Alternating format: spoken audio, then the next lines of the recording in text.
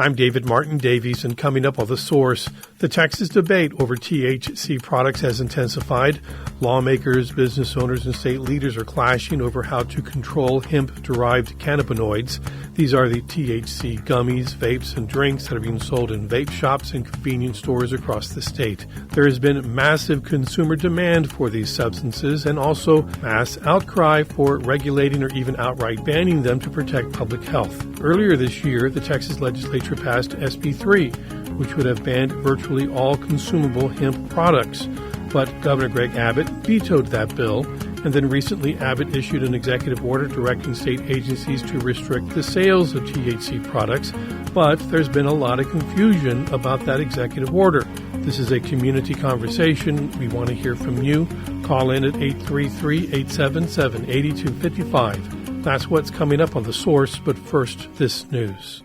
Support for The Source podcast comes from UT Health San Antonio, South Texas' largest academic research institution, where what is discovered in its labs translates into life-changing patient care. More at uthealthsa.org. Are you ready to amplify your impact through workplace giving? Many employers match donations, doubling or even tripling your support for TPR's local and global programming.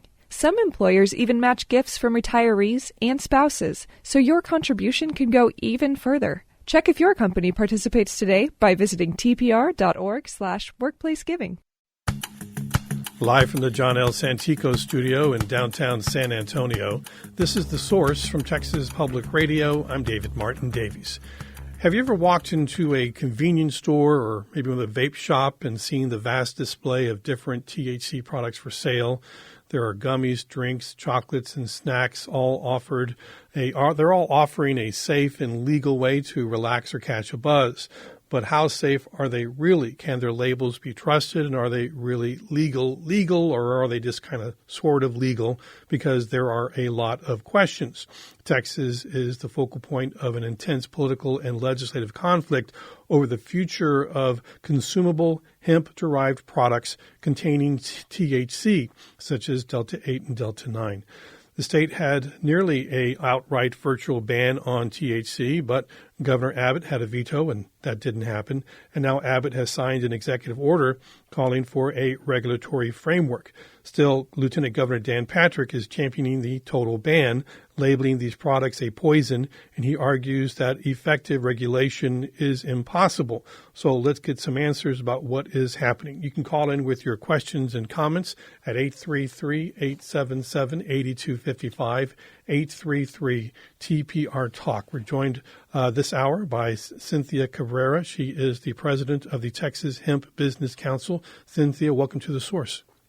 Thank you so much. Also with us is Dr. Catherine Neal Harris, Rice University's Baker Institute for Public Policy. And Dr. Catherine Neal Harris, welcome to The Source. Thank you for having me. So, Cynthia, let me ask you first off, because you really have your fingers on the pulse of what is happening in the state of Texas. What is happening right now with THC products that are sold in these stores? Well, right now there's not a lot different happening. I mean, the industry has had regulation in Texas since 2019, absent notably an age gate, which we have pushed for the past 2 or 3 sessions and never really got any traction on. But in the governor's executive order, there is an age gate that is supposed to go into effect immediately, which is fantastic. So right now, everybody is waiting to see what rulemaking looks like. It's going to be shared between TABC, which is the alcohol side, and then DISHES, which is where the current administrative rules and regulations reside. So a lot of people are just waiting to kind of see how those rules shake out. There are already a lot of rules on the books, so it'll be interesting to see what changes they want to make. Well, we should say that on September 1st, THC vapes were taken off the shelf, right? THC vapes were taken off the shelf and they were given to the medical marijuana program as part of HB 46. So they were moved from one industry to the other industry. That's a big change, I would think. It is a big change. So if someone wants to get vapes now, they'll have to go through their doctor versus being able to go into a store and purchase the vapes they were purchasing legally previously. And then you mentioned the age gate, that is 21 and up. You have to be 21 and up, not just to buy one of these products, but even to go into these stores? To enter. That's how it's written. So I don't know, what will come out of rulemaking, but that's how it's written currently. And that is effective immediately. So I was really not clear reading the executive order because there was so much about his order telling the TABC or the Department of Health and Human Services to get involved. So that is a rule in effect right now and enforced? TABC is having their first meeting on Tuesday, this coming Tuesday. So they will have a meeting, they will declare an emergency, and they will just put in that 21 and over effective immediately. Okay. And a lot of these stores had this, but it was pretty much voluntarily? Yes, it was voluntary because the lieutenant governor did not want an age gate. And so it was up to the industry to self-regulate and just age gate on their own. All right. So there's a lot of other parts to this executive order, and we'll get into that. But Dr. Catherine Neal Harris, what do you see happening right now on the ground with the fact that we didn't get the ban, we had the veto, we weren't able to pass a regulatory framework in the special session. We're depending on the Governor Greg Abbott, his executive order to try to put that framework in place. How do you see things right now in Texas in terms of regulating THC products, or do you see it as something good is happening? Well, I think that the governor certainly with the age gate took a stand on that, as Cynthia said, a lot of folks in the industry have supported an age gating measure. And, that was a very big component of this executive order. I expect there to be, very little pushback on that. Beyond that, there is a lot in this executive order around rules, directing these agencies to establish rules around, record keeping, for example, or to increase licensing fees, to clarify testing requirements. And, really the devil's in the details. We don't know how all of that is going to look. And we're sort of waiting. Beyond that, you had mentioned, September 1st, the ban on vapes going into effect. And, that certainly was a pretty significant part of the industry. And, we are seeing that go away. I've seen reports from some retailers who are, selling, for example, empty cartridges that people can then fill on their own. But certainly that, I think, is a big blow to the industry. On the medical marijuana side, the House Bill 46 does direct there to be rules to allow for vaping devices through the medical program. We have not seen those rules yet, so those products are not yet available. And so that's another thing that we're kind of waiting on to see what will become available through that route. And do you think, Catherine, that there is confusion still in the marketplace over what are the rules, what's going to be happening? Yeah, I would say that there still is confusion. I saw a lot of confusion during the hearings around some of the legislation where, you had folks saying that, the products on the market, the Delta 8 products, for example, on the market were not legal when in fact they very much were legal according to current Texas law. There are just folks that did not like that. I think there's still confusion, for example, around Delta 9 and, what's hemp-derived Delta 9 versus marijuana. I'm of the opinion that, moving forward, it does make a lot more sense to try to talk more specifically about THC because the distinction that we used to have in place historically for hemp and marijuana is we're slowly losing the meaning of that when you start to get into these different hemp products. And so I do think that there is certainly still a lot of confusion. I would like to see more education around the products that are on the market. And in his executive order, the governor did have a few lines in there about informing consumers. Again, that's something that we have to see what that would actually look like in practice. I did go to my neighborhood vape shop the day before that September 1st law about THC vapes going into effect to see what they were doing and were they giving it away? Are they in sale? What are they? And they were just boxing them up, and I guess they were shipping them back to the manufacturer or something. But they were certainly taking that new ban seriously, and they were reacting to it. They definitely were trying to follow the law in that way. Our phone lines are open. I've got a question, a comment. If you run a shop, if you frequent a shop, what do you see? What questions do you have? Give us a call about THC in Texas, 833-877-8255, 833-TPR-TALK. This is a 1-minute break, and we'll be right back. This is The Source on Texas Public Radio. Support for this podcast of The Source comes from Texas Mutual Insurance Company. They are committed to helping policyholders build strong and thriving businesses through their exceptional service. More at texasmutual.com/TexansDeliver. Texas Mutual. Texans get it. You're listening to The Source on Texas Public Radio. I'm David Martin Davies. Safety for kids, freedom for adults. That was Governor Greg Abbott's summary of his approach to the regulatory framework that he put out when talking about what he wants to do with THC in Texas. So he has this 21-year-old gate, as we're calling it. You have to be 21 or older in order to purchase sales of THC items in Texas, according to his executive order. But there's a lot of other things happening in here. Also, Lieutenant Governor Dan Patrick is still calling for a total ban, labeling these products poison, and he says that a effective regulation is just impossible. You can call in with your questions and comments as we talk about what's happening with THC regulation and sales in Texas, 833-877-8255, 833-TPR-TALK. Cynthia Cabrera, president of the Texas Hemp Business Council. I mean, you've been calling for regulation all along, haven't you? Well, we've supported the regulation that has been in place since 2019 all along, and we have been calling for an age gate and a couple of other things.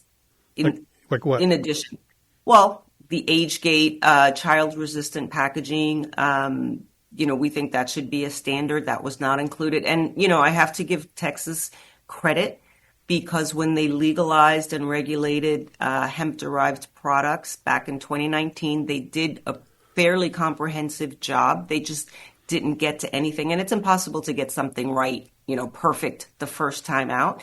But I do have to give Texas a pat on the back for doing a good job. So there were some missing elements, and we are supportive of making sure that those missing elements are added. And Dr. Catherine Neal Harris at the Rice University's Baker Institute for Public Policy, you have pointed out that there were consumer risks for having an unregulated hemp environment in Texas. What were those risks? Yeah, so, as with any kind of impairing product, right, if there's a demand for it, somebody is going to supply the demand. It's a basic economic principle. And when you look at the hemp market, there's certainly a demand for these products. We've also had the market now in place for 5 years. And if you just try to take away that market, the demand isn't going to go away, and neither is the supply. And what will happen, though, is that supply shifts to an unregulated space where the regulations that are currently on the books will no longer apply, and you no longer know what you're getting. And so all of the concerns, all of the consumer safety concerns that we have currently get magnified when they're in an illicit drug market. And we can look at all other kinds of drugs. If you look at the overdose crisis, that's another one where the issues with the supply have created increased risks for users. And, that would be the same kind of thing that would happen with hemp. With hemp derived products, they can cause impairment. And, that's something that now the state has some responsibility to regulate and to protect the safety of its residents. And that's why regulation is so important. Well, let's hear from our listeners. We've got a caller, Irene, and let's get Irene on the air. And go ahead, Irene, you're on the air. Hi, yes, thank you for taking my call. I was just asking the question. I suffer from mental illness for over 25 years and have wanted to take THC or something that would help me do that legally, but I have had like tremendous, just trouble trying to find a medical provider here in San Antonio, Texas, that can prescribe that without being led to going somewhere online where the visit seems a little sketchy. And if I take the chance to pay that cost to get a medical permit, I just feel very insecure that what I'm purchasing online is going to actually be suitable for here in Texas. Is there anything or anywhere that people like myself with mental illness or who suffer from chronic pain could, help narrow the search to finding a medical provider to help with that prescription? Irene, thank you for that great question. You bring up a lot of great points, but let me turn to Cynthia Cabrera to just try and give you an answer. So, hi, Irene. The hemp-derived cannabinoid market is not part of the Texas Compassionate Use Program. That's the medical program that you're referring to. And that's not actually like my lane. I do know that the doctors that participate in the Teacup program are specialists in their field of expertise. They're board certified. So if you have chronic pain, they might, they'll be a chronic pain doctor or something like that. But I really can't tell you how to navigate the medical marijuana program because that is not part of our industry. That's not what we do. Dr. Catherine Neal Harris, I mean, the Teacup has been criticized for being too restricted. And what's happening there? Yeah. So, hi, Irene. And just to note, I don't know which websites you've gone to. As far as the access goes currently in Texas, if you go to Texas Original or there's also Good Blend are two of the main functioning dispensaries in Texas currently. They usually can connect you with a physician, as Cynthia said, a licensed physician in their field that can prescribe different THC products for your condition. My mother suffers from chronic back pain that's caused by a neurodegenerative illness, and I've gotten her on the medical program in the state. I will say that the products are of good quality. The only thing, if you mentioned having chronic pain and mental illness, chronic pain was just recently added. So you should be able now, I believe, to find relief for that condition. As far as mental illness, it would depend a bit on what that is. But I would encourage you to look at those providers as they are the ones that are licensed in the state. And the products that you would purchase through them are legal. So that I would say is one avenue to explore. Catherine, people I'm taking their word for it. I haven't investigated it myself, but going through the Teacup program can be costly compared to buying a THC product off the shelf. And that's yes. So sorry, yes. Yeah. So talk about that. Well, yes, the cost is certainly higher for the THC that goes through the medical program, and one of the ideas behind the expansion, was that if you add chronic pain to the registry, if you increase the number of providers, if you allow the providers to have satellite locations, meaning that they can store their products in more than one location. Currently, they cannot do that. So, for example, San Antonio, the providers aren't that far from there, but they have to drive the product to Irene that day. There's been some changes in the rules that are intended in part to reduce the cost associated with the program. Certainly, however, the costs are higher when you compare them to those in the hemp industry. And, one reason, again, for that is the higher level of regulation that the Teacup currently has.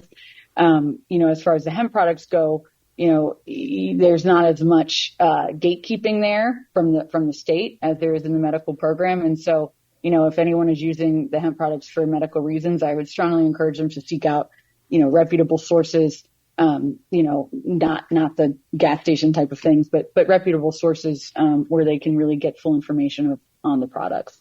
But Dr. Catherine Neal Harris, a lot of people will go to the gas station and they will get that product. We have so many people without insurance in the state of Texas. There's a tremendous need for these types of things. And the problem that people are having is there's a lack of confidence. You could hear it in Irene's question that we don't know what's in these products, and that's the issue that they may have. So will the executive order from Greg Abbott, he talks about testing and labeling and licensing and all these things, will that create an environment where you have a better idea of what you will be getting, and therefore you'll have better confidence about if you want to go that route?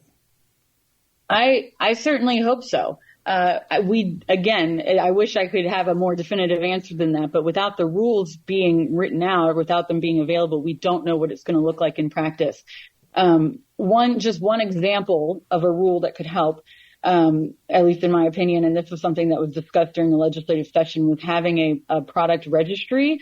So any product that is sold in the state has to be registered with the Department of State Health Services, if that's going to be the oversight agency, so that it's very easy to see if a product that's sold in a store has been approved by the state for sale. And that kind of makes it easier on the enforcement side to ensure that those products have accurate certificates of analysis that say what's in the product and that those are accurate and verified.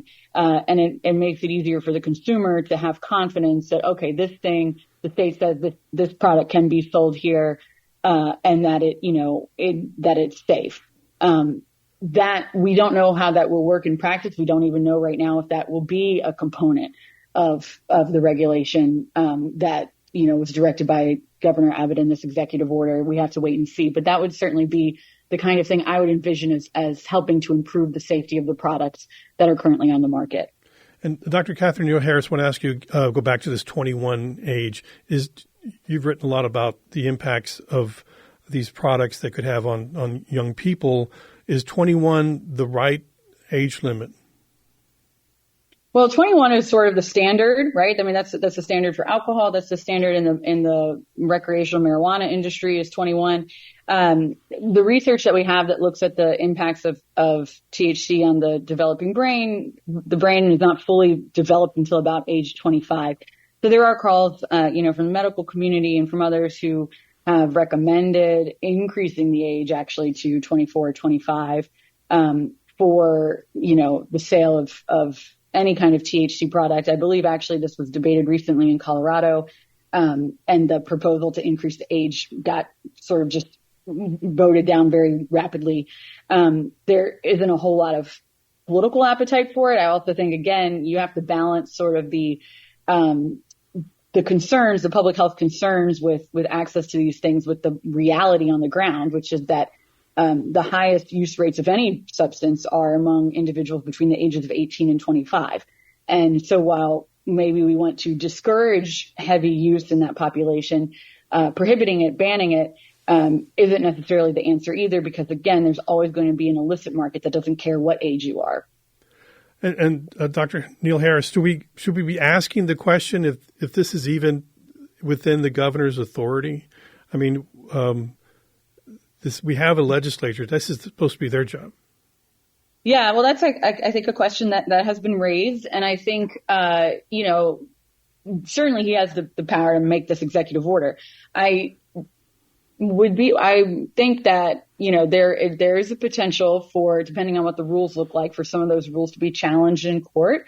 The other aspect of this executive order is that when the legislature meets next session, they could pass legislation that would then supersede this executive order. So that's one of the executive order, the benefits of it is that it's more expedient, that he can go around the legislature. On the other hand, it does bypass that rulemaking process, and also can be less permanent, because the legislature could, work on a kind of compromise legislation next session that would override this executive order. So again, I think it depends on how the rules shape up, and we'll see. There could possibly be some legal challenges to that, but we just don't know yet. Well, the next session would be almost 2 years from now, and that would basically leave Texas in the wild west of this industry. And clearly, I mean, you've written that wouldn't be a very good idea.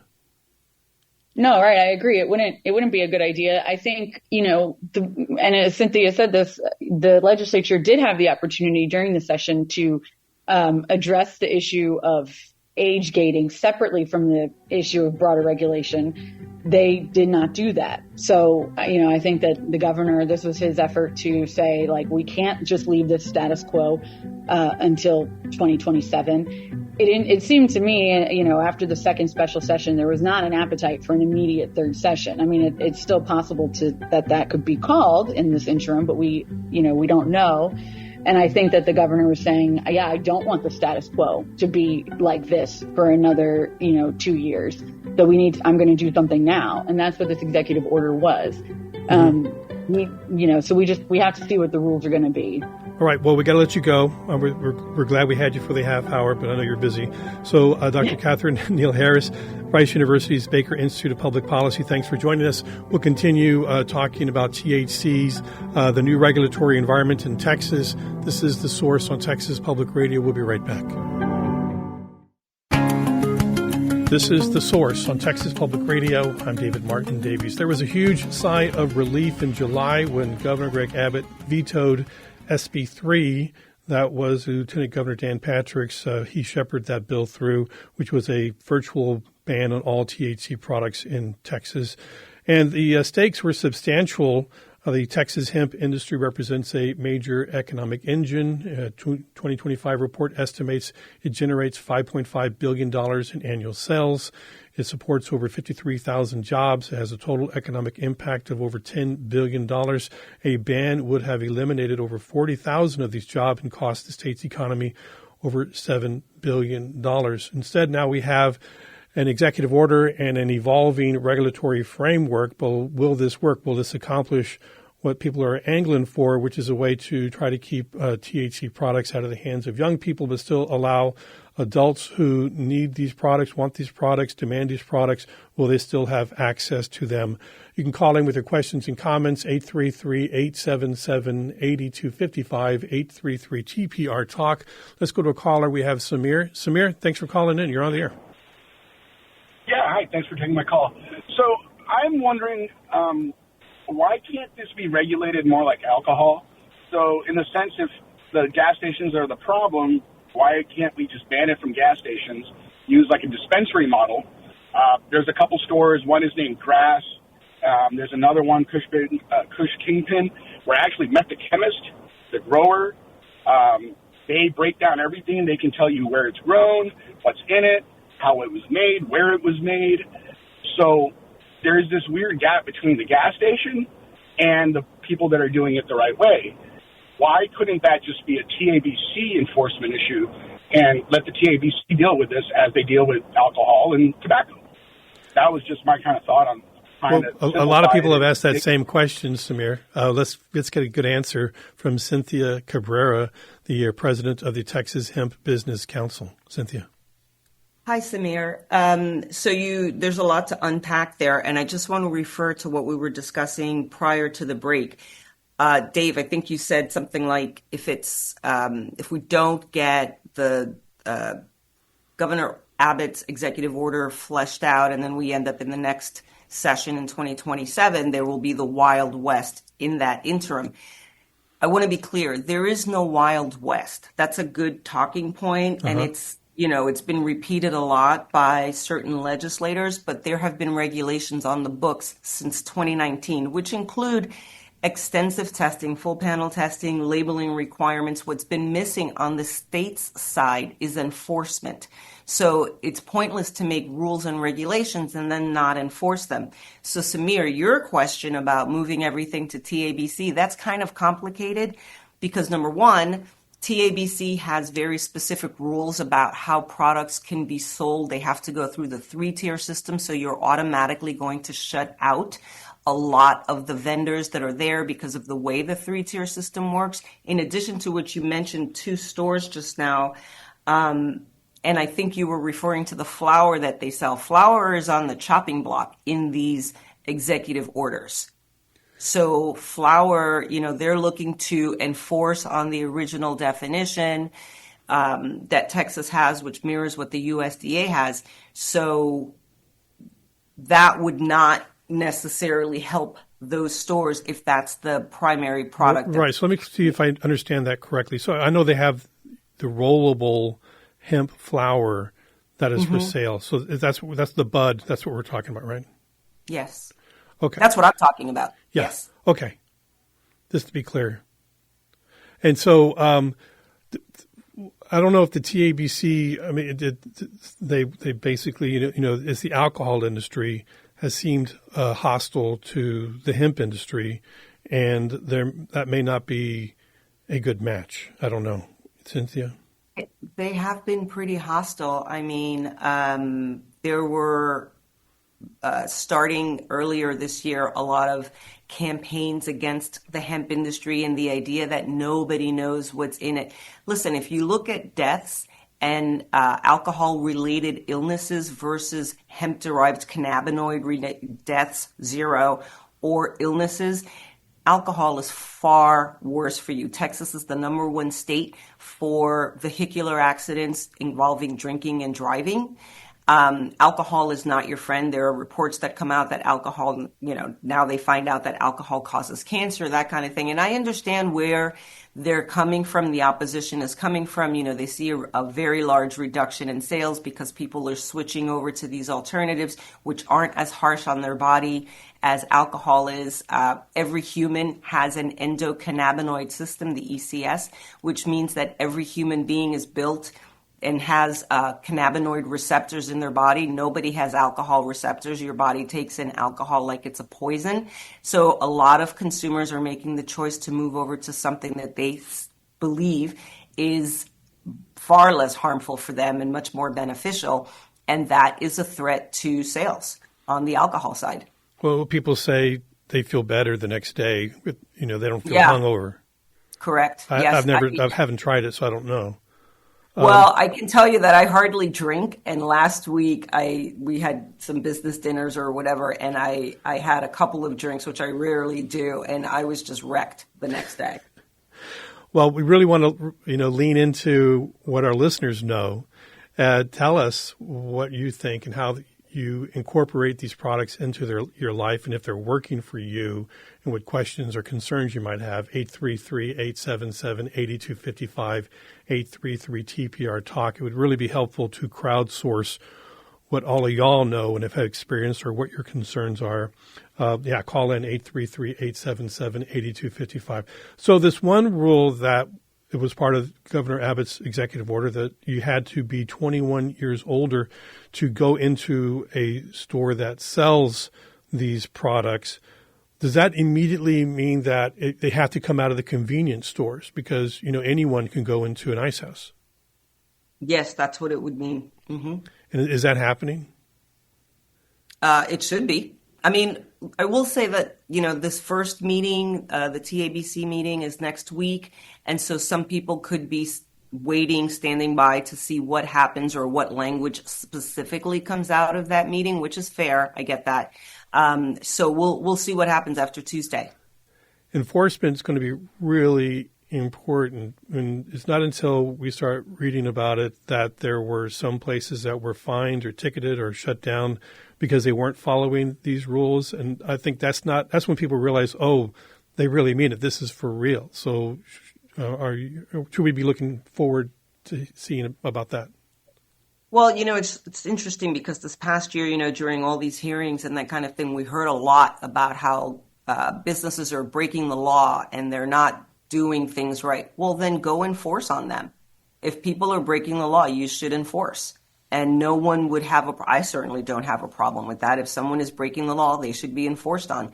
And so I think that people taking enforcement seriously is great. And then the enforcement also has to happen. And so you mentioned that there was some questions about the labeling. Well, I've got a caller. Let me go to a caller, Maria. And Maria, you're on the air. Go ahead.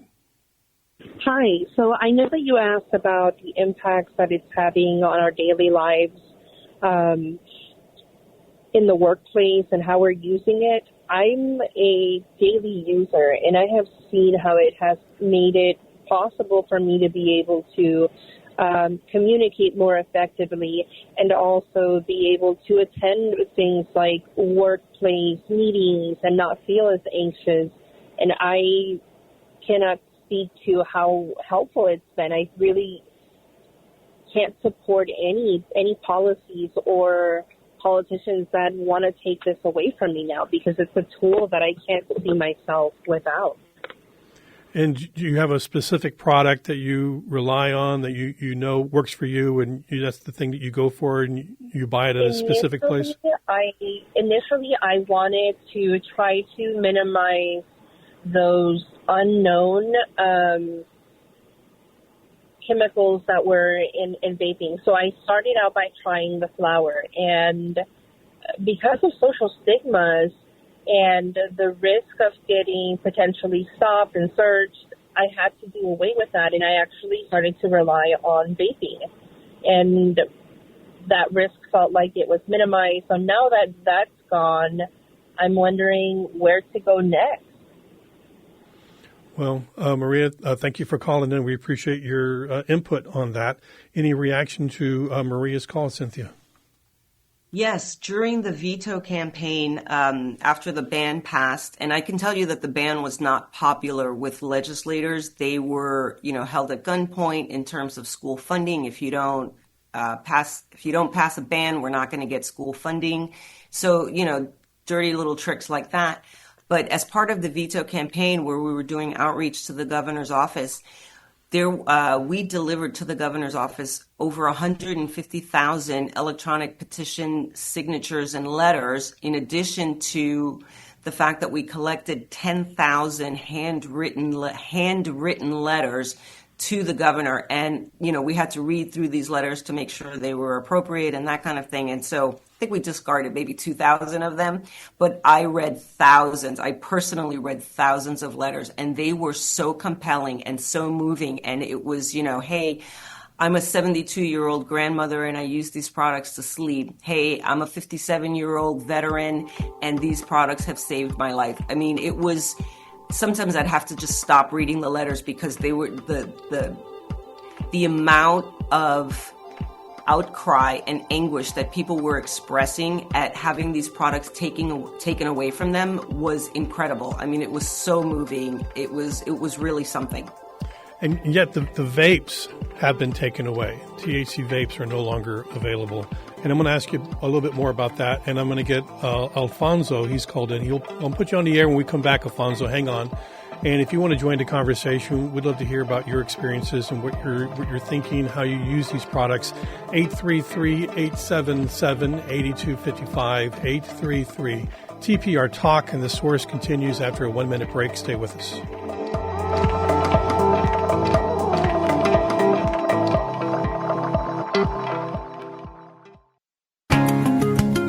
You're listening to The Source on Texas Public Radio. We're talking about THC sales in Texas. We had a ban that was passed in the regular legislative session. It was vetoed by Governor Abbott. Public polling showed overwhelmingly that the people favored regulation over prohibition. Strong majority of Texas voters, including Republicans, were supporting measures like age restrictions and warning labels. And so that's what we have now due to this executive order, but it's still an evolving framework. What are we seeing? Where is this going? Will this impact the access that many people now depend on for THC products? Call in with your questions and comments. Tell us how you use these products. 833-877-8255, 833-TPR Talk. And let's go to Alfonso. Alfonso, you're on the air. Hello, yes, sir. I hope you're having a wonderful, beautiful day. And I was just wondering, just like in beers and alcohol, it says drink responsibly. It doesn't say drink the whole thing. It says responsibly. It should be the same way with marijuana. And it usually is with people who are doing it. We're taking it, and it's a reset. It helps our brain and our body, and so much beneficials instead of cons. And just like New York, whenever they had their Black Lives Matter, in order to shut them down and to quiet them, they made weed legal, and it stopped everything. It really did. I noticed that, and I was studying it from Texas, and it it really calmed everything down. It right. did. And yes, sir. Alfonso, well, thank you for your call. We appreciate that. So, drink responsibly, use these products responsibly. Cynthia Caprera? Yes, everyone should do that for everything. I had a conversation with a legislator not too long ago, and he said, so people should just take this as they see fit. And I said, well, that's what happens when you take a Tylenol or 3 Tylenol. You have determined what works for you, what serving size works for you, and you are taking that. You can ingest an entire bottle of Tylenol, and it's not going to go well for you. You're going to have a really bad tummy ache. You're going to have a liver problem. A liver problem, exactly, a liver problem. So it's incumbent on adults to do their research, and I urge people, and I really recommend that people do that. And just to address Alfonso's other point, we're talking about the hemp-derived cannabinoid industry, which is legally different than the marijuana industry. Marijuana continues to be federally illegal. It is illegal in the state of Texas. Hemp-derived cannabinoids were legalized in 2018. Federally, and then in 2019 in Texas. Well, but in a sense, though, it's kind of like, what is the distinction? So the marijuana is illegal, but hemp isn't, but they're basically the same plant, right?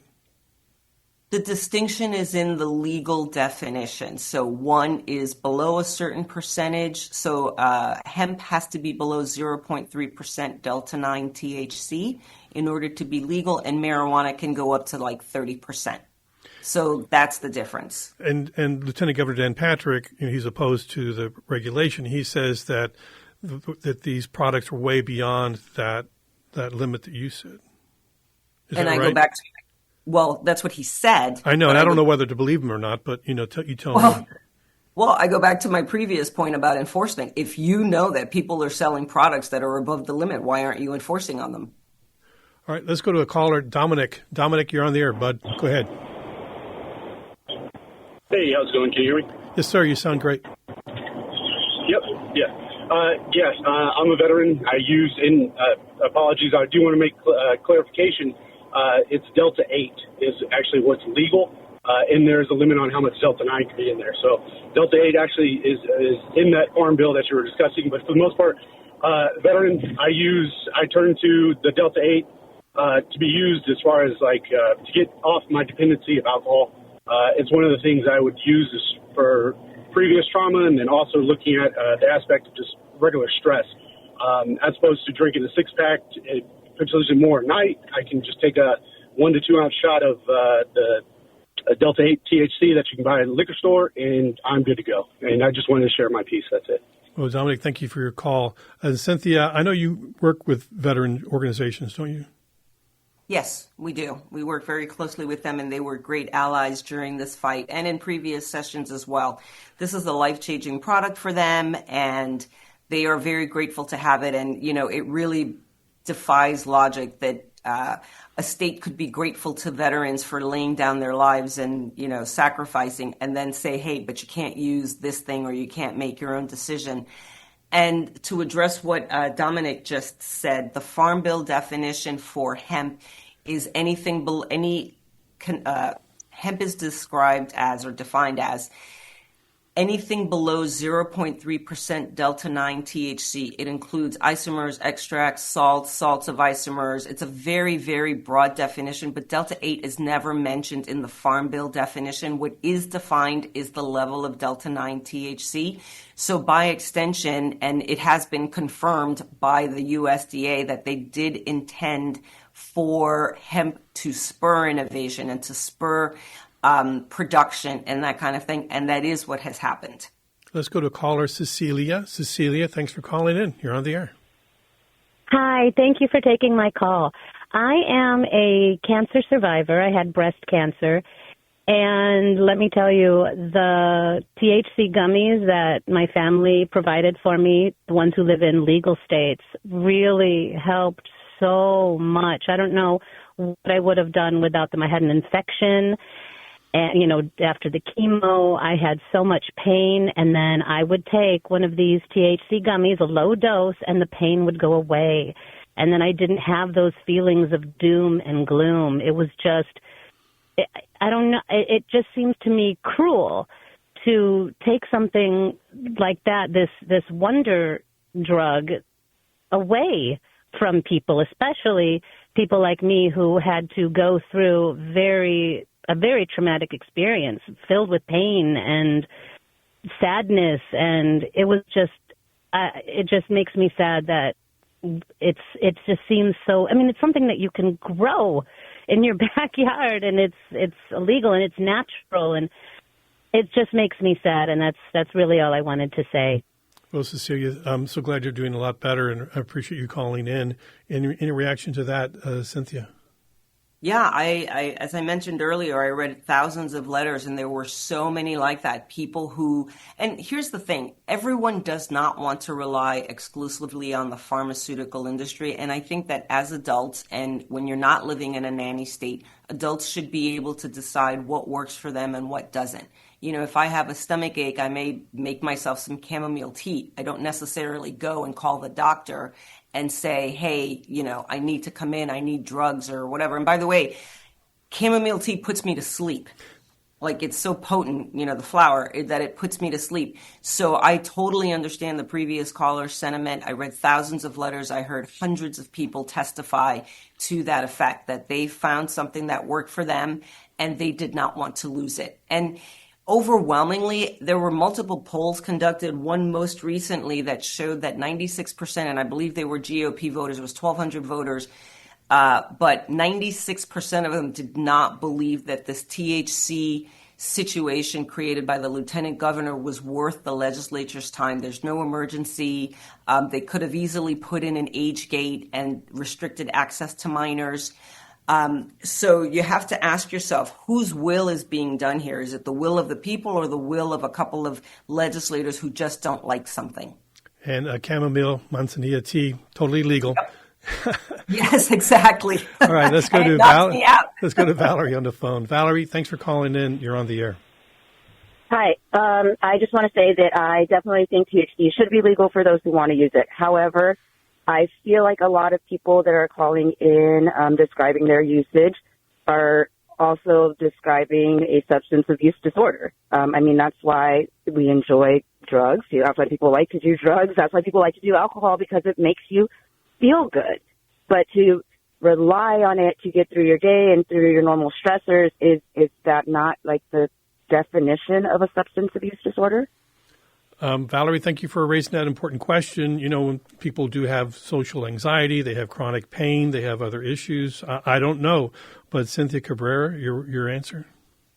Well, I have had some conversations in terms of, you know, what is addiction? And my understanding, and I am not a counselor or a therapist, my understanding is that addiction is something, it's an addiction when it interferes with your life or your relationships. If it's beneficial, if it's taking the anxiety away and allowing you to be a better person, I'm not really going to argue with that. Also, I think that everyone is different. I'm not going to tell a veteran who's suffering from PTSD that they have a substance abuse problem. I mean, I know a veteran who used to, I think it was 9,000 pills a year or something like that. It was just a ridiculous number of pills.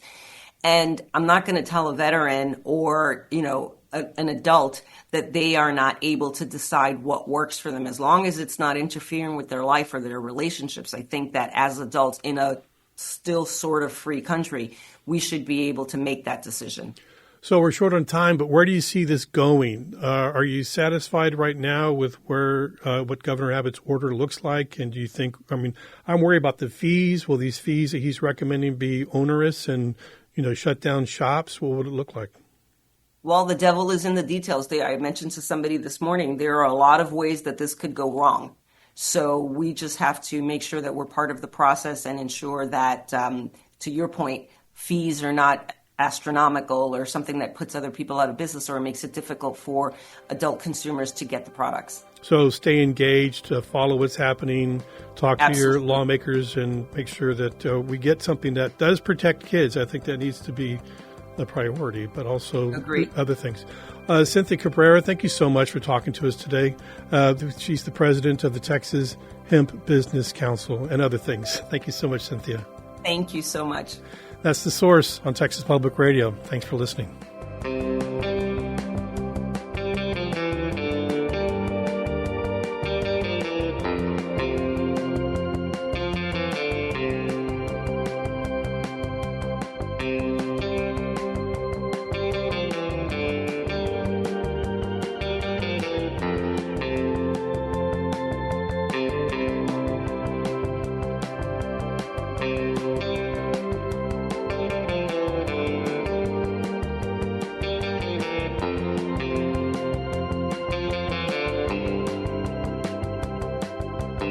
This has been The Source on Texas Public Radio. The Source is hosted by David Martin Davies. Tim Gutierrez is the show's producer. Additional production support from Steve Short, Ruben Garcia, Yvette Benavides, and Dan Katz, Vice President of News. The Source is made possible with support from the Gladys and Ralph Lazarus Foundation.